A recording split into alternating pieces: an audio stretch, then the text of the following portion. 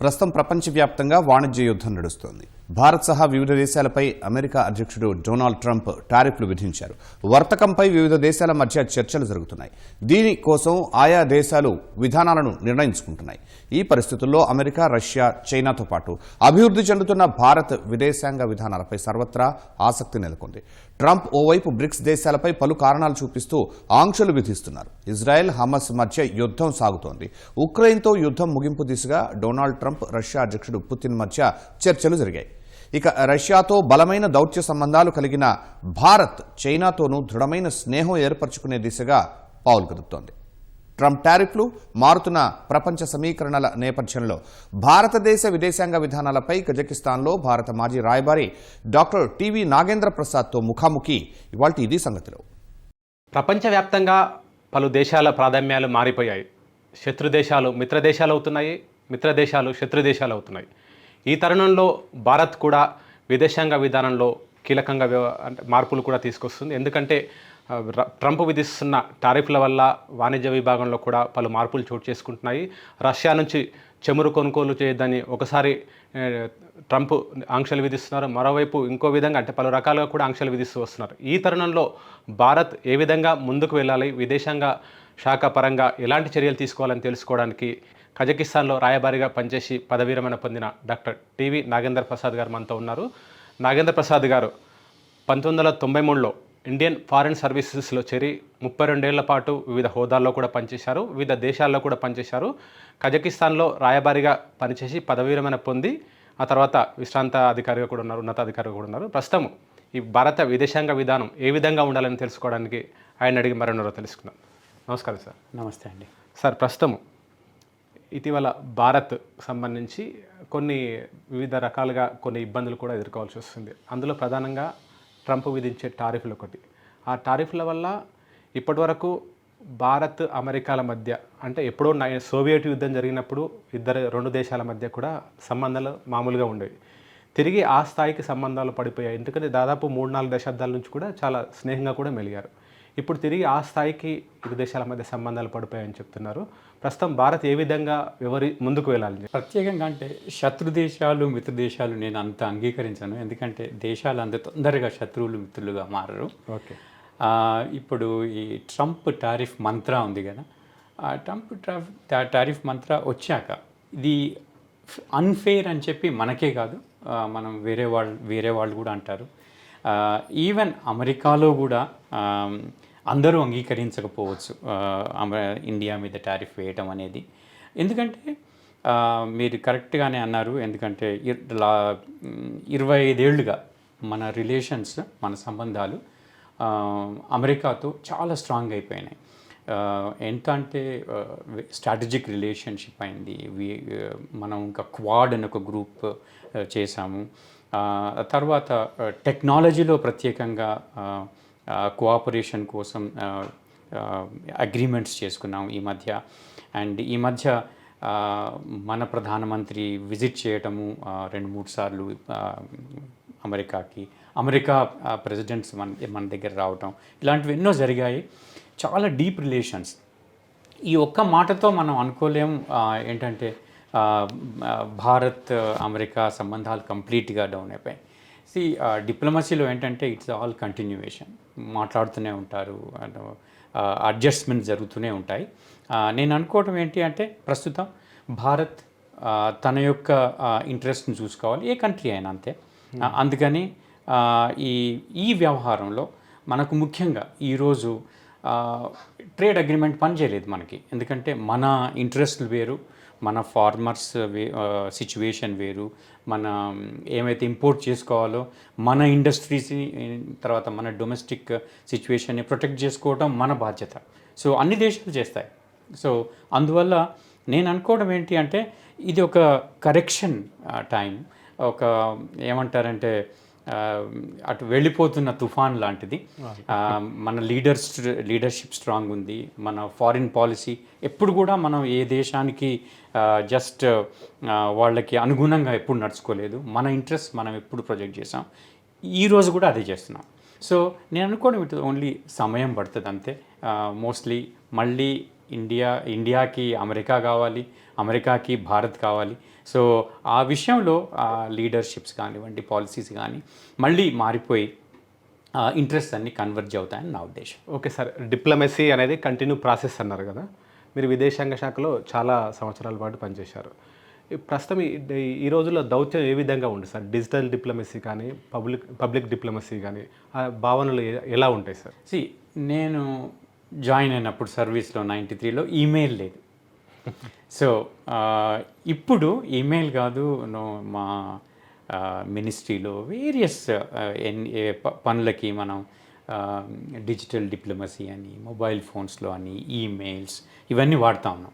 దీనివల్ల ఏంటంటే ఫాస్ట్నెస్ పెరిగింది అండ్ ఇన్ఫర్మేషన్. ఒకప్పుడు ఎట్లా ఉండేది, ఎవరైనా ఇద్దరు లీడర్స్ మధ్యన ద్వైపాక్షిక చర్చలు జరిగాయనుకోండి, జరిగాక నెమ్మదిగా ఎప్పుడు రిపోర్ట్ చేసినప్పుడు నెమ్మదిగా వచ్చేది. ఇప్పుడు ఒక ట్వీట్ ద్వారా వచ్చేస్తాయి. అవును, మీరు ఆ రోజు చూశారు, ఇప్పుడు మీరు ట్రంప్ది మాట్లాడారు, ఆయన ప్రెసిడెంట్ ట్రంప్ ఒక ట్వీట్ చేశాడు, మొత్తం ప్రపంచం అని తెలిసిపోయింది. ఆయన భారత్ మీద ఎలాంటి సుంకాలు ఆర్ ఆంక్షలు కాదవి యాక్చువల్లీ సుంకాలు, టారిఫ్స్ విధించబోతున్నారనేది. అప్పుడు అట్లా ఉండకపోయేది. డిజిటల్ డిప్లొమసీలో ఇంత చాలా ఫాస్ట్ డెవలప్మెంట్స్, అది ఒక ఇంపార్టెంట్ డెవలప్మెంట్ డిప్లొమసీలో. అంతేగాని digital diplomacy doesn't change your own policy. Sir, ఇప్పుడు ప్రధానంగా ప్రపంచవ్యాప్తంగా కూడా వేగంగా మారుతుందంత, విప్లవాత్మక మార్పులు కూడా వస్తున్నాయి. అయితే భారత విదేశాంగ విధానాల్లో ఎలాంటి మార్పులు రావాలని చెప్పి మీరు సూచిస్తున్నారు? మనము భారత్ వీఆర్ క్యాచింగ్ అప్ అండి. ఏం డెవలప్మెంట్స్ మీరు అన్నట్టుగా fast developments, rapid developments. Most difficult situation అంటే వరల్డ్లో అంటే అక్కడ కాన్ఫ్లిక్టు, ఇక్కడ కాన్ఫ్లిక్టు. మీరు చూడండి, యుక్రెయిన్ కాన్ఫ్లిక్ట్ వచ్చింది, అంతకుముందు కోవిడ్ ఉండింది, యుక్రెయిన్ కాన్ఫ్లిక్ట్ తర్వాత గాజా కాన్ఫ్లిక్ట్ వచ్చింది, సిరియా ఉండింది. So many things are going on. అయినా కూడా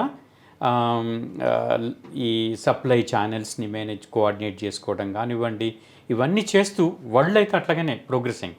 సో కానీ ఈ ఫాస్ట్ ర్యాపిడ్ చేంజెస్లో వస్తున్న వాటితో మన విదేశాంగ శాఖ కూడా తన పాలసీని అలాగే తీసుకెళ్తుంది. భారత్ మధ్య ఆసియా దేశాల మధ్య సంబంధాలు ఏ విధంగా ఉన్నాయి సార్? మీరు వాటిని ఎలా చూస్తారు? ఇంకా ఏ అవకాశాలు ఉన్నాయి అంటే భారత్ కానీ మధ్య ఆసియా దేశాల మధ్య సంబంధాల విషయాలు ఇంకా ఏ విధంగా మెరుగుపడవచ్చు, మీరు ఎలా చూస్తారు వాటిని? భారత్కి మధ్య ఏషియా అనేది మేము ఎప్పుడు మా లాంగ్వేజ్లో నెక్స్ట్ టు నైబర్హుడ్ అంటాం. ఓకే, ఎందుకంటే మీరు హిమాలయాలు దిగుతూనే మీకు తాజికిస్తాన్, ఉజ్బెకిస్తాన్, కజాఖ్స్తాన్, తుర్క్మెనిస్తాన్, అంత సెంట్రల్ ఏషియా ఒకప్పుడు it was a place for అందరూ గేమ్ అంటారు వరల్డ్లో, బిగ్ గేమ్ అనేది జరిగేది. So it is rich in mineral resources, rich in energy. అంటే మీరు పెట్రోలియం అనండి, న్యాచురల్ గ్యాస్ ఏమనండి. ఇప్పుడు తుర్క్మెనిస్తాన్ అనే కంట్రీ ఉంది, అది third largest gas resource country, natural gas. ఇప్పుడు చైనాకి అక్కడ నుంచి 3 పైప్ లైన్లు పోతాయి. సో ఎనర్జీ ఈరోజు మన డెవలప్మెంట్కి ఎనర్జీ కావాలి. సో సెంట్రల్ ఏషియా అది ప్రొవైడ్ చేస్తుంది. సెంట్రల్ ఏషియాకి మధ్య ఏషియాకి మనకి ఎప్పటి నుంచో చాలా క్లోజ్ రిలేషన్స్. అంటే మన బుద్ధిజం అటు వెళ్ళింది, అక్కడి నుంచి వాళ్ళ లాంగ్వేజ్ వచ్చింది. ఆ తర్వాత ఈ మొఘల్స్ అంటే బాబర్ కానివ్వండి, అక్బర్ కానివ్వండి, వీళ్ళందరూ వచ్చింది ఆ రీజియన్ నుండి మన ఇండియాకి వచ్చారు. సో ఆ కల్చరల్ ఇన్ఫ్లుయెన్స్ మన మీద ఉంది, మన కల్చరల్ ఇన్ఫ్లుయెన్స్ వాళ్ళ మీద ఉంది. సో ఈ పర్టికులర్ 5 కంట్రీల మధ్య ఏషియాలో అయితే అవి ఉన్నాయో చాలా ఇంపార్టెంట్ మనకి. మనము మన విదేశాంగ నీతిలో అవి ముఖ్య పాత్ర వహిస్తాయి. అందువల్ల మేము ఎప్పుడూ కూడా ఇంకా ఫుల్ ఎక్స్ప్లాయిట్ చేయలేదు మనం ఇంకా క్లోజ్గా వెళ్ళొచ్చు అని. ఇప్పుడు ఈరోజు టూరిజం అనండి, మెడికల్ టూరిజం అనండి, అక్కడి నుంచి ఇక్కడికి వచ్చేవాళ్ళు. తర్వాత ఎనర్జీ ఇంపోర్ట్స్ను, ఆయిల్ ఇంపోర్ట్స్ చేసుకుంటాం మనం. ఆ తర్వాత ముఖ్యంగా ఏంటంటే ఇది ల్యాండ్ లాక్డ్. మనకేమైంది, పాకిస్తాన్ దారి ఇవ్వదు మనకి అటు వెళ్ళటానికి. వయా పాకిస్తాన్ మీరు ఆఫ్ఘనిస్తాన్ నుంచి ఎంటైర్ సెంట్రల్ ఏషియాకి వెళ్ళొచ్చు. కానీ ఈరోజు పాకిస్తాన్ అలో చేయదు మనం. సో మనం ఇరాన్లో ఒక పోర్ట్ చేసుకున్నాం, చాబహార్ అని. చాబహార్ నుండి ఆ పోర్ట్ డెవలప్ ఇండియానే చేసింది. అంటే మన cooperation with Iran Chabahar port develop చేసాం. అక్కడి నుంచి మనం సెంట్రల్ ఏషియాకి. ఎందుకంటే ట్రేడ్కి ఇంపార్టెంట్ ఎనీ రూట్. మీరు రూట్ లేకుండా కనెక్టివిటీ లేకుండా అవ్వటం కష్టం. సో మనం కూడా ఎప్పటి నుంచో ఒక పార్ట్ అయ్యాం. రష్యా, ఇరాన్, మనం ముగ్గురం ఫౌండింగ్ మెంబర్స్. ఏంటి అంటే INSTC అంటారు. అది India international north south transport corridor అని అంటాం. సో అందులో మనం పార్ట్ అయ్యాం. ఇప్పుడు ఇంకా ఊపందుకుంటుంది అది ఆ కనెక్టివిటీ కోసం. ఇప్పుడు ఇండియా ఒకప్పుడు అంటే మనం స్టార్ట్ చేసినప్పుడు అంత పెద్ద ఎకానమీ కాదు. ఈరోజు మనం 4th లార్జెస్ట్ ఎకానమీ. అది అమెరికా కావచ్చు, యూరప్ కావచ్చు, చైనా కావచ్చు, ఆఫ్రికా, ఎవ్వరూ మనల్ని ఇగ్నోర్ చేయలేరు. 4th largest economy. And today also we are growing at around 7 to 8% economic growth. So it's a huge economy. We are going to become 3rd largest. మీరు చూస్తే last 10 to 15 yearsలో the rapid progress, rapid growth. So అందుకనే మనం అందరం అంటూ ఉంటాం ఇది India century. So మధ్య ఏషియాలో కూడా చాలా పొటెన్షియల్ ఉంది ఈ సెక్టర్స్లో. నేను అనుకోవడం మన relations are here to grow with Central Asia. Okay sir, Russia, China అంటే ప్రధానంగా ఇప్పుడు ఈ డామినేట్ చేస్తున్నాయి ఇక్కడ ఈ ప్రాంతంలో. ఈ రష్యా, చైనా ఆ రెండు దేశాల మధ్య సంబంధాలు ఏ విధంగా ఉన్నాయి? ఆ రెండు దేశాలతో సంబంధాలు నేర్పే విషయంలో భారత్ తన ప్రాధాన్యత ఏ విధంగా నిలుపుకోవాలి సార్? రష్యా, చైనా పెద్ద దేశాలు. వాళ్ళకి ఏంటంటే జియో పొలిటిక్స్ వల్ల వాళ్ళిద్దరి దగ్గరికి వచ్చారు. ఇప్పుడు చాణక్యుడు అన్నాడు కదా, సో మీ శత్రువు మా మిత్రుడు, ఆ విధంగా. సో ఆ పద్ధతిలో వాళ్ళు ఏంటంటే చైనా, రష్యా చాలా దగ్గర అయ్యారు యునైటెడ్ స్టేట్స్ వల్ల. కానీ చైనా పెద్ద ఎకానమీ అయిపోయింది. ఇంతకుముందు ఎప్పుడు చూడలేదు చైనా అని అట్లా. ఒకప్పుడు చైనా ఎకనామిక్ పవర్ కాకముందు, మిలిటరీ పవర్ కాకముందు రష్యా వాజ్ డామినెంట్. ఈరోజు చూస్తే మీరు రష్యా ఎకానమీ చాలా చిన్నది as compare to China. So అందువల్ల రష్యా, చైనా వాళ్ళు కోఆపరేట్ చేసుకోవచ్చు, వేరియస్ సెక్టర్స్లో క్లోజ్నెస్ చూపించుకోవచ్చు, స్ట్రాటజిక్ పార్ట్నర్షిప్ను టు టెల్ అమెరికా ఎంత క్లోజ్గా ఉన్నారు ఏంటి. కానీ ఇంకో విషయంలో ఏంటి అంటే చైనా తన యొక్క పై చేయి ఉండటం కోసం మధ్య ఏషియా ఏంటి, ఒకప్పుడు USSRలో ఉన్నాయి ఆ దేశాలన్నీ. మధ్య ఏషియాలో ఈ చైనా చాలా లోపలికి వెళ్ళిపోయింది. ఫుట్ ప్రింట్స్ చాలా డీప్. ఎనర్జీ ఎక్స్పోర్ట్స్ కానివ్వండి, ఇన్ఫ్రాస్ట్రక్చర్ ప్రాజెక్ట్ చేయటం కానివ్వండి, అక్కడ ఇన్వెస్ట్మెంట్స్ కానివ్వండి.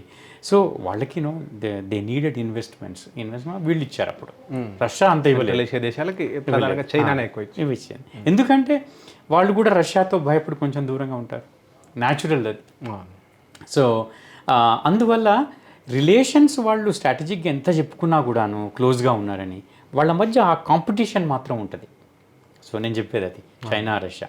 ఇంకా మన రోల్ చూస్తే మనం రష్యాతో చాలా క్లోజ్ రిలేషన్స్, మనకి డిఫెన్స్ రిలేషన్స్, పర్టికులర్గా మన డిఫెన్స్ ఇంపోర్ట్స్, మన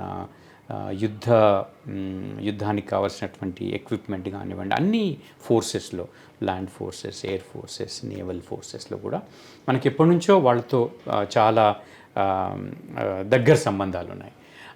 ఆ సంబంధాల వల్ల మనకి ఎప్పుడూ క్లోజే, ఇప్పుడు కూడా మనం చాలా క్లోజ్గా మూవ్ అవుతాం. అట్లని మన సంబంధాలని వేరే దేశాలతో మనం దూరం చేసుకోలేదు. సో వీళ్ళతో క్లోజ్గా ఉంటేనే మనం అమెరికా దగ్గరికి వెళ్ళాం. ఒకటే ఎగ్జాంపుల్ చెప్తాను. మనము అమెరికా చాలా దూరం, మనకి ఎనర్జీ అంతా ఇక్కడ దొరికిపోద్ది. గ్యాస్ అంటే ఖతార్లోంచి వచ్చేస్తుంది, మన ఆయిల్ అంటే సౌదీ అరేబియా, UAE, ఇరాక్ అక్కడి నుంచి వచ్చేస్తుంది మనకి. కానీ స్ట్రాటజిక్గా మనం డైవర్సిఫై చేసుకోవాలి ఎనర్జీ, మన రిలేషన్స్ గ్రో కావాలి అని లాస్ట్ 5 ఏళ్ల నుంచి మనం 5-6 ఏళ్ళ నుంచి అమెరికా నుంచి కూడా గ్యాస్ తీసుకుంటున్నాం.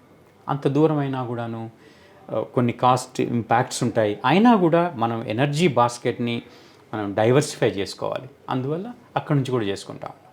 సో మనం రష్యాతో రిలేషన్స్ మెయింటైన్ చేస్తూనే ఉన్నాం. చైనా మీరు అన్నట్లుగా, చైనా మన బార్డర్ విషయాలు పక్కన పెడితే ఈ మన వాణిజ్యపరంగా మనం $100 బిలియన్ బిజినెస్ చేస్తాం. అంటే ఎక్కువగా ఇంపోర్ట్సే, మన వైపే మనమే ఎక్కువ దిగుమతి చేసుకుంటాం, ఎగుమతులు చాలా తక్కువ. కానీ అవి మన ఇండస్ట్రీకి చాలా అవసరం. అవును. అండ్ మనం గురి అవడానికి కూడా మన అవసరం. ఫర్ ఎగ్జాంపుల్ లాస్ట్ ఇయర్ మనం 400 బిలియన్ కంటే ఎక్కువ ఎక్స్పోర్ట్ చేసాం. ఆ ఎక్స్పోర్ట్స్లో మేబీ కొన్ని మనకు యాక్టివ్ ఇంగ్రీడియంట్ ఫర్ ఫార్మస్యూటికల్స్ కావాలండి, చిన్న చిన్న ఎలక్ట్రానిక్ దాంట్లో చిన్న చిన్న ఎక్విప్మెంట్ కానివ్వండి, లేకపోతే ఏమైనా ప్రాసెసింగ్ కానివ్వండి, అక్కడ చేయించుకొని వస్తారు. సో నేను అనుకోవడం ఏంటంటే భారత్ ఎప్పుడూ కూడా తన ఇంట్రెస్ట్ని కాపాడుకుంటూ వేరే దేశాలతో సంబంధాలని దృఢతరం చేసుకుంటూనే ఉంది. అదే పద్ధతి కొనసాగిస్తే ఐ థింక్ మన గ్రోత్కి కావాల్సిన ఉత్ప్రేరకాలు అవన్నీ దొరికిపోతాయి. ఓకే సార్, ప్రపంచవ్యాప్తంగా ప్రస్తుతము చాలా దేశాల మధ్య యుద్ధాలు జరుగుతున్నాయి. ఇజ్రాయిల్ అటు పాలస్తీనా పైన, హమాస్ అంటుండు పాలస్తీనా, ఆ విధంగా దాడులు జరుగుతుంది.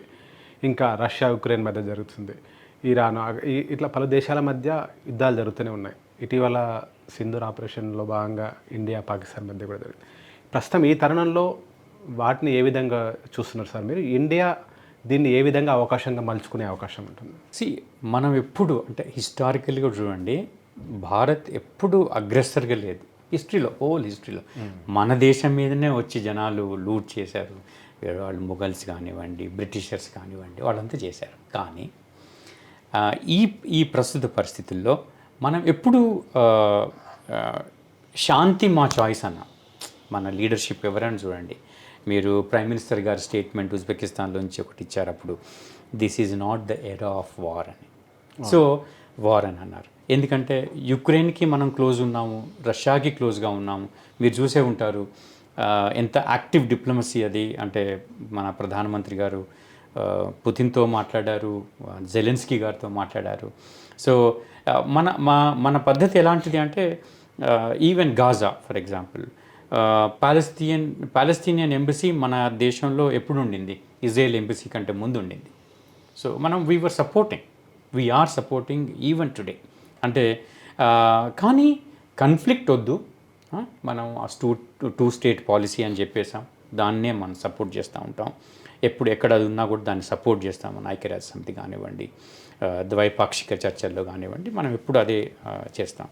అది కాకుండా మీరు రష్యా యుక్రెయిన్ అండి, మేము చెప్పాం శాంతి ఇది చేసుకునే కాదు, negotiating table is the best అని చెప్తాం. మీరు సింధూర్ తీసుకొచ్చారు. సింధూర్ ఏంటి? మనం ఒకటే మెసేజ్, మన లీడర్షిప్, మన దేశం ఒకటే, ఇది మేము ఈ టెర్రరిజం అనే దాన్ని సహించాం. అది మనం ముఖ్యంగా మనం చెప్పినది. తర్వాత మీరు చూస్తే మన అటాక్స్ కూడా వాళ్ళ ఏ మిలిటరీ స్థావరాల మీద కానివ్వండి వాటి మీద లేదు. ఎక్కడెక్కడైతే టెర్రర్ స్థావరాలు ఉన్నాయో వాటి మీదనే జరిగాయి. అవును. సో మనం దీన్ని అంటే కొందరు వార్ లాగా అట్లా, మనం ఏంటి టెర్రరిజంకి జవాబిచ్చాం. సో మేము సహించం ఇది. తర్వాత మనం క్లియర్గా చేస్తాం. ఓకే సార్, మళ్ళీ ట్రంప్ టారిఫ్ల దగ్గరకు వద్దాం. అమెరికా ఫస్ట్ అంటే మా దేశమే ఫస్ట్ ప్రియారిటీ అని చెప్పి వివిధ దేశాలపైన టారిఫ్ విధిస్తూ వస్తున్నారు. దానిలో భాగంగా మన దేశం పైన కూడా టారిఫ్ విధించారు. ఓవైపు రష్యా నుంచి చమురు కొనుగోలు చేస్తున్నామని చెప్పి మన పైన టారిఫ్ ఎక్కువ విధించారు. తిరిగి చైనా పైన, అంటే వాళ్ళకు ఎక్కువ మనతో పోలిస్తే స్ట్రాటజిక్ పార్ట్నర్షిప్ మనము, కానీ చైనాతో వాళ్ళకి ఆ విధంగా లేదు. కానీ చైనాకు టారిఫ్ విధిస్తామని చెప్తారు, 245% అంటారు, మళ్ళీ ఇప్పుడే విధించడం లేదంటారు. దానికి చైనా కూడా రిటాలియేషన్ అంటుంది, 125% అంటారు. వాళ్ళ దేశాల మధ్య టారిఫ్లు విధించడం లేదు. కానీ మళ్ళీ తిరిగి నవంబర్లో, అంటే మళ్ళీ ఒక 3 నెలలు ఎక్స్టెన్షన్ చేశాడు ట్రంప్ చైనాకు విధించే టారిఫ్ విషయంలో. మన విషయంలో మాత్రం ఇప్పటికే 50% విధించాడు. అందులో 25% అమల్లోకి వచ్చింది. 25% మళ్ళీ త్వరలో ఒక 10-15 డేస్లో అమలు చేసి రావచ్చు. ఎందుకు సార్ ఈ విధంగా, దీన్ని ఏ విధంగా చూడవచ్చు? అమెరికా చైనా సంబంధాలు ఇప్పటి నుంచే కాదు, ట్రంప్ సారి పవర్కి వచ్చినప్పుడు కూడా హీ వెంట్ అగేన్స్ట్ చైనా. మీరు చూశారు, చాలా చైనీస్ స్టూడెంట్స్ తక్కువైపోయారు. తర్వాత చాలామందిని చైనీస్ రీసెర్చ్ వాళ్ళని ఆప్ చేసేసి వెనక్కి పంపించేశారు ఆ ఫస్ట్ టర్మ్లో. తర్వాత బైడెన్ కూడా కంటిన్యూ చేశాడు. బైడెన్ కూడా మీరు సెమీ కండక్టర్ ఇండస్ట్రీలో చూస్తే చాలా తగ్గించేశారు. ఏది మీ ఇంటరాక్షన్, అమెరికన్ బేస్డ్ కంపెనీస్ ఉన్నాయన్నీ సెమీ కండక్టర్వి, వరల్డ్లో పెద్ద కంపెనీస్ అని, వాటన్నిటినీ ఆయన్ని మీరు కోఆపరేటింగ్ విత్ చైనా ఆప్ చేయాలని చెప్పారు బైడెన్. ఇప్పుడు కూడా ఆయన టారిఫ్తో వచ్చాడు. కానీ వాళ్ళకి ఫర్ ఎగ్జాంపుల్ ఈ మధ్య ఒక్కటే న్యూస్ చూస్తుంటారు మీరు, వాళ్ళకి బ్యాటరీస్ కోసం సమ్ ఏమంటారు రేర్ ఎర్త్ మినరల్స్ కావాలి. అమెరికా సో అవి ఓన్లీ చైనాలో దొరుకుతాయి. సో వాళ్ళ ఎకానమీ మొత్తం ఆగిపోద్ది. So there is a reason. నేను ఒకటే ఎగ్జాంపుల్ చెప్తాను, కానీ ఇట్లా చాలా ఉన్నాయి.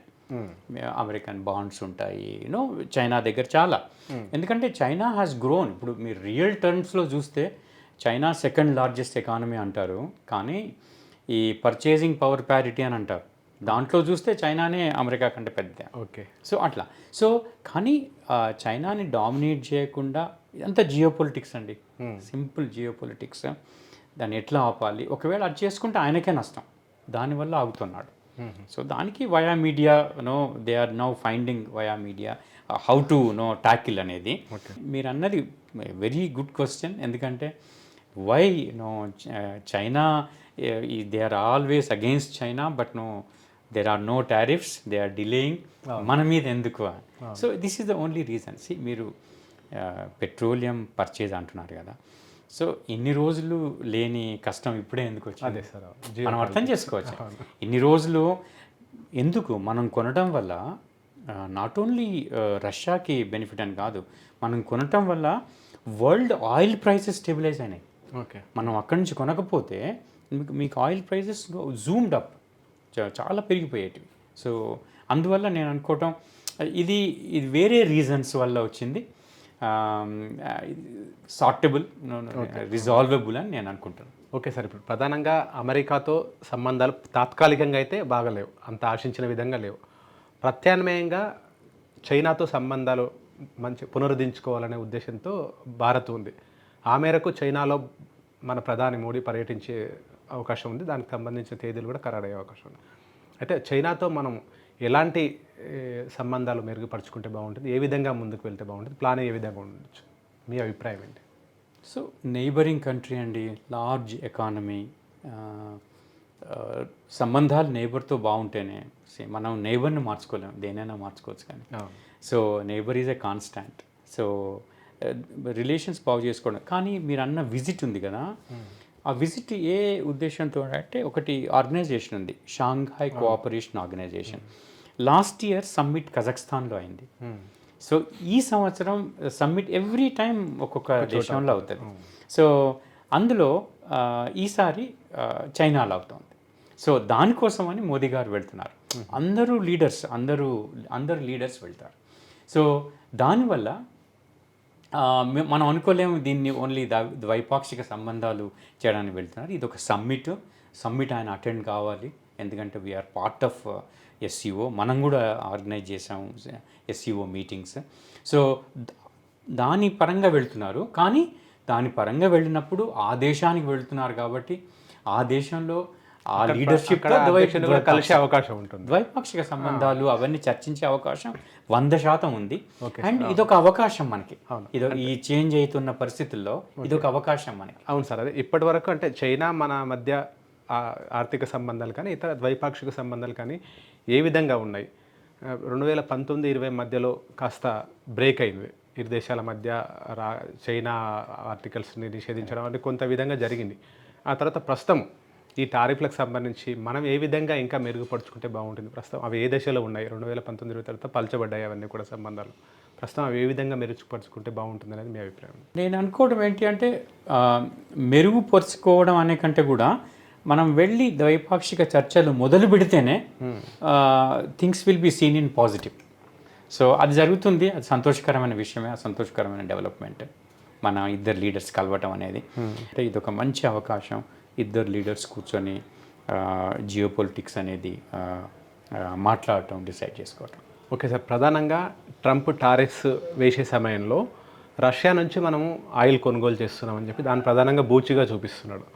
అయితే ఈ ఒత్తిళ్లను మనం అమెరికా నుంచి వచ్చే ఒత్తిళ్లను ఏ విధంగా అధిగమించొస్తారు? మీరు ఇచ్చే సలహాలు, సూచనలు ఏంటి? ఎందుకంటే రష్యా నుంచి మనకు ఇప్పుడు పూర్వం నుంచి కూడా మిత్రదేశం అది. అక్కడ నుంచి మనం ఆయిల్ కొనుగోలు చేస్తూనే ఉన్నాం. ట్రంప్ టారిఫ్ విధించినప్పటికీ కూడా రష్యా దానికి సహకరిస్తూనే ఉంది. మన ఇండియా అక్కడ నుంచి ఆయిల్ కొనుగోలు చేస్తూనే ఉంది. ఆ ఒత్తిళ్లను ఏ విధంగా అధిగమించవచ్చు? మన గవర్నమెంట్ కూడా ఓపెన్గా స్టేట్మెంట్ ఇచ్చేసింది. ఏమని అంటే, మా ఇంట్రెస్ట్ మేము చూసుకోవాలి. ఎందుకంటే మనం 80% ఓవర్ 80% మనం దిగుమతుల మీదనే ఆయిల్ ఆధారపడి ఉన్నాం. సో మన ఎకానమీ ఎట్లా గ్రో అవుతుంది? సో మనకి ఆయిల్ అనేది కావాలి. స్పాట్ మార్కెట్లో ఎక్కడైతే మనకు అడ్వాంటేజెస్గా ఉన్న ప్రైస్లో మనం కొనుక్కుంటాం. సో రష్యన్ ఆయిల్ మనకి అడ్వాంటేజెస్గా ఉంది, కొనుక్కుంటాం. అది మనం కంటిన్యూ చేయాలి. ఒత్తిళ్ళు అనేది ఓకే, ఒత్తిళ్ళు వస్తాయి. ఒత్తిళ్ళని ఎలా అధిగమించాలి? కన్ఫ్రంటేషన్ పోకుండా ఎలా అధిగమించాలి? మన దగ్గర చాలా వేస్ ఉన్నాయి.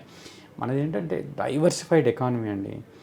మనది ఎగుమతుల డ్రివెన్, అంటే ఎక్స్పోర్ట్ డ్రివెన్ ఎకానమీ కాదు ఆర్థిక వ్యవస్థ మనకి యూ హ్యావ్ హ్యూజ్, అంటే మన 1.4 బిలియన్ పాపులేషన్, మన దగ్గర కన్జంప్షన్ ఉంది, మన దగ్గర అంటే ఇన్వర్డ్ ఇన్వెస్ట్మెంట్ చేసుకోవడానికి అవకాశాలు ఉన్నాయి.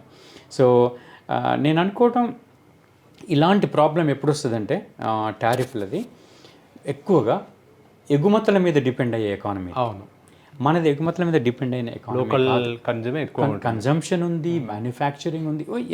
అట్లని నేను అమెరికాను దూరం చేసుకోవాలని అట్లా. సో అమెరికా మనకు కావాలి, మనం అమెరికాకు కావాలి. చాలా అడ్వాంటేజెస్ ఉన్నాయి ఈ రెండు దేశాలు కోఆపరేట్ చేసుకుంటాం. సో దానివల్ల నేను అనుకోవడం ఇవన్నీ కొంచెం తాత్కాలికంగానే ఉంటాయని నా ఉద్దేశం.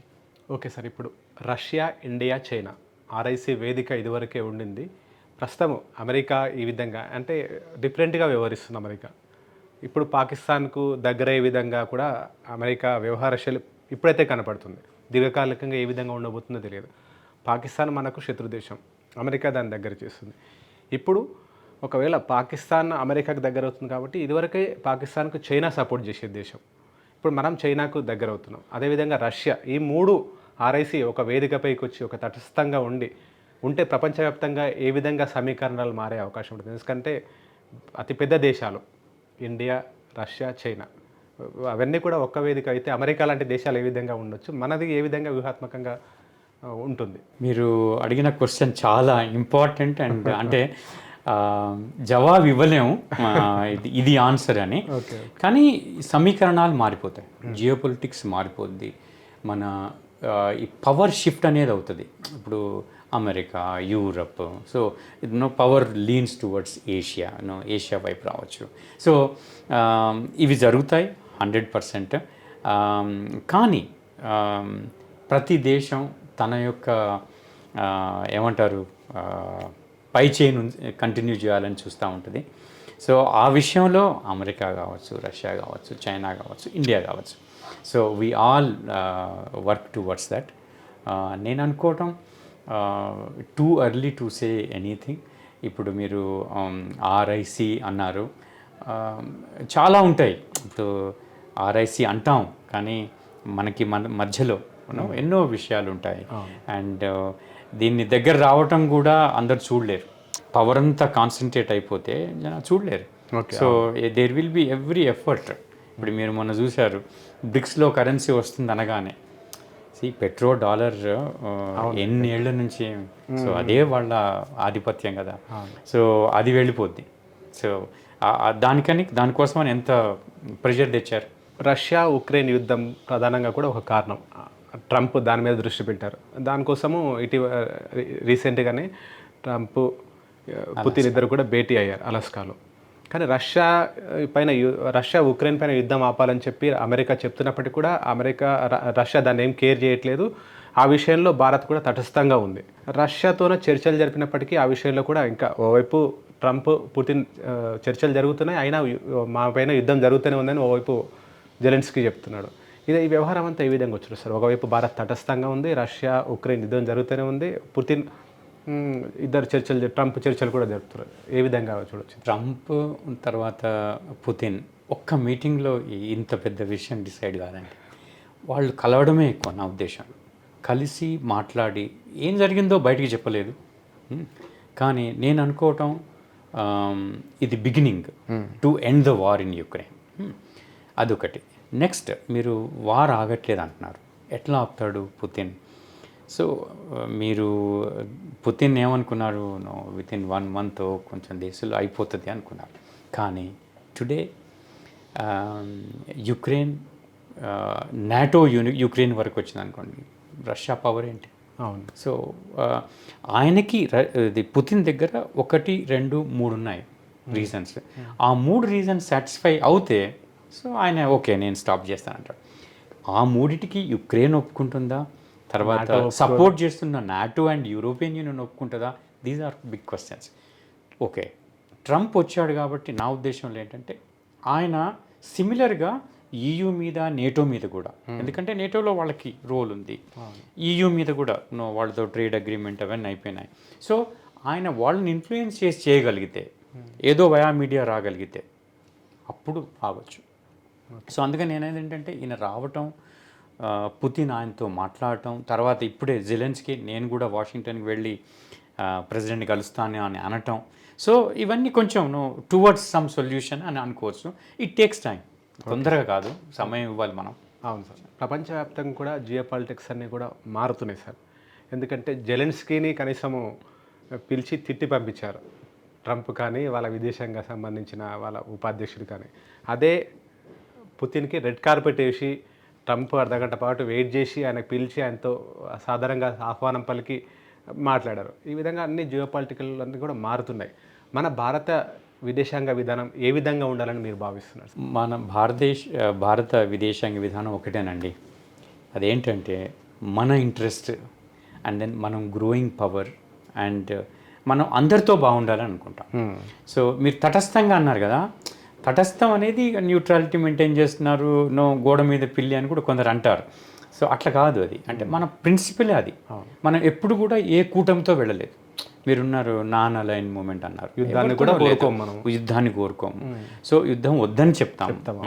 సో అందువల్ల నేను అనుకోవడం ఏంటంటే ఇండియా పర్టికులర్గా ఈ విషయాల్లో తటస్థంగా అనటం కంటే చాలా ప్రాక్టికల్గా ఉంది ఓకే నేను అనుకోవటం. ఓకే సార్, చివరిగా ఒక ప్రశ్న సార్. భారత యువత విదేశాంగ రంగంలో రాణించాలంటే వాళ్ళు ఏ విధంగా కృషి చేయాలి, వాళ్ళు ఏ విధంగా శ్రమించాలి, వాళ్ళు ఏ దిశగా ప్రయాణించాలి, వాళ్ళకి ఇచ్చే సూచనలు ఏంటి సార్? సో ఒకప్పుడు ఇండియన్ ఫారిన్ సర్వీస్ అంటే చాలా తక్కువ మంది తెలుసు. అంటే ఈరోజు కూడా మన తెలుగు వాళ్ళు మీరు వేళ్ల మీద లెక్క పెట్టవచ్చు. ఇంతకుముందు నేను జాయిన్ అయినప్పుడైతే మీరు ఒక 10 గంట తక్కువనే అనుకోవచ్చు. కానీ అప్పుడేంటి, సంవత్సరానికి 12 మంది 15 మందిని తీసుకునేవారు మొత్తం దేశంలో. సో ఇప్పుడు విదేశాంగ విధానం ఎంత ఇంపార్టెంట్ అయిపోయింది. ఒకటే మాట చెప్తాను, it's a global village now. ఒకప్పుడు మేము జాయిన్ అయినప్పుడు కాకపోవచ్చు, ఈరోజు ప్రతిదానికి డిపెండ్ అవుతాం. మీరు ఒక మెడిసిన్ తయారు చేయాలంటే మేబీ 2-3 థింగ్స్ బయట నుంచి కూడా రావాలి మీ మ్యానుఫ్యాక్చరింగ్ కోసం. సో ఏమంటారంటే ఇంటర్ కనెక్టెడ్ వరల్డ్ ఎక్కువగా బాగా కలిసిపోయి. సో దానివల్ల నేను అనుకోవటం ఈ విదేశాంగ శాఖ వర్క్ చాలా పెరిగిపోయింది. మళ్ళీ ఐ థింక్ ఫారిన్ సర్వీస్కి ఇంపార్టెన్స్ సిగ్నిఫికెన్స్ పెరుగుతుంది. యువతకి నేను చెప్పేది ఒకటే, సివిల్ సర్వీస్ చాలా అంటే ఐ కెన్ సే, అంటే ఆఫ్టర్ స్పెండింగ్ 32 ఇయర్స్ వేరే జాబులు వచ్చినా కూడా వదిలేసి ఇందులోకి వెళ్ళామంటే రీజన్ ఏంటి అంటే సోషల్ స్టేటస్తో పాటు చాలా సాటిస్ఫాక్షన్ ఉంటుంది పబ్లిక్ సర్వీస్లో. మీరు సివిల్ సర్వీస్ రాసి ఫారిన్ సర్వీస్ ఎంచుకోండి, చాలా ఛాలెంజెస్, తర్వాత మీరు రాయబారి అయినప్పుడైనా డిప్లొమాట్ అయినప్పుడైనా వేరే దేశాల్లో మీకు వచ్చే రెస్పెక్ట్ కానివ్వండి, మీకు వచ్చే నాలెడ్జ్, మీ ఇంటరాక్షన్స్ విత్ అంత ఇంటెలిజెన్షియాతో, తర్వాత లీడర్షిప్స్తో చాలా బాగుంటుంది. అండ్ ఈ రోజుల్లో ఎందుకంటే world is a village or global village అన్నప్పుడు చాలా important foreign service. I encourage యువతని జాయిన్ కావడం కోసం ఫారిన్ సర్వీస్లో. Thank you very much sir, విలువైన సమాచారం అందించారు. ప్రస్తుతము మారుతున్న పరిస్థితులకు అనుగుణంగా కూడా భారత విదేశాంగ విధానం ఎంతో పకడ్బందీగా ఉందని కజకిస్తాన్ మాజీ రాయబారి డాక్టర్ టీవీ నాగేంద్ర ప్రసాద్ గారు చెప్తున్నారు. కెమెరా పర్సన్ మల్లికార్జున్తో శ్రీకాంత్, ఈటీవీ న్యూస్, హైదరాబాద్.